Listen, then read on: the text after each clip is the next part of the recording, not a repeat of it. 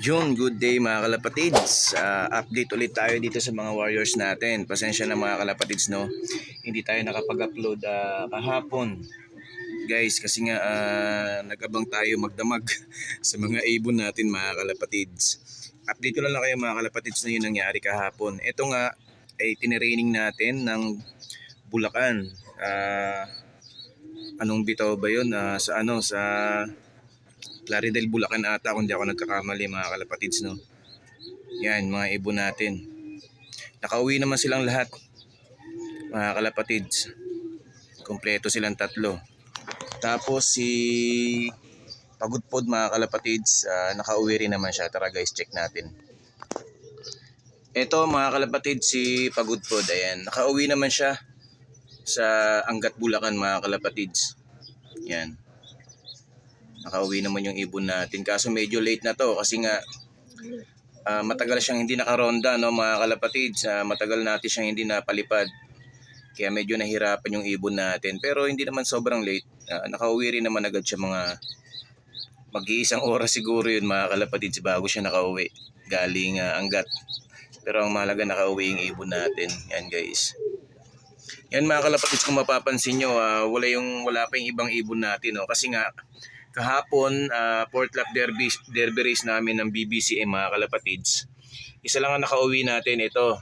Nag-clock si Black Check mga kalapatid, yan. Live pa yan mga kalapatid sa fourth lap, no. 4 points na siya mga kalapatids. Kaso nga lang si Blue Bar at si Checkered ay wala pa hanggang ngayon. Kaya ang ginawa ko mga kalapatids, hindi ako nakapasok, no. Hindi mo na ako pumasok.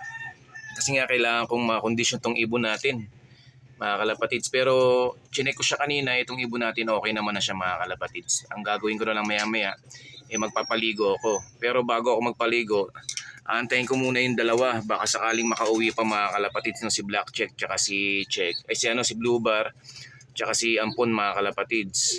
Si Ampon tsaka si nalilito na tuloy tayo. Si Checkered mga kalapatids. Antayin natin, baka makauwi pa guys, no. Sayang kailangan natin makondisyon yung dalawa na yun. Maibalik natin yung mga katawan nila mga kalapatids. Yan. Mamaya papaliguan ko to guys, no. Sana dumating pa yung ibon natin, yung dalawang ibon natin na hindi nakauwi ng Legazpi Albay mga kalapatids.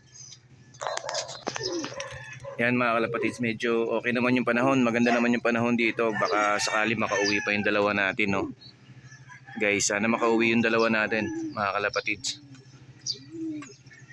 Maganda ang panahon. Sigurado uuwi pa yan. Wag lang madidisgrasya mga ibon natin mga kalapatids, no. Yung dalawang ibon natin.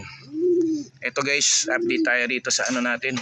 Inakay natin yung anak ni Brown. Ayan, marunong na nga siya tumuka. Yan, nahiya pa. Yan mga kalapatids, ang laki na niya, oh. Ang laki na. Ito, check natin. Ayan, ganda.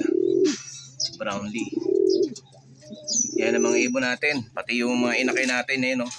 Naarawan sila guys. Yan, hindi ko tinatakpan kasi maganda yan na naarawan yung mga inakay natin mga kalapatids, no. Sakto naarawan sila. Ayun yung araw kasi tutok na tutok dito.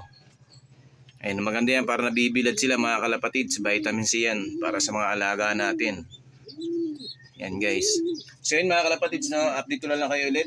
Kung sakaling makauwi yung dalawang ibon natin na si Ampon tsaka si Checkered. Sana makauwi pa sila para may pang karga pa tayo ng 3 sa Matnog mga kalapatids, no.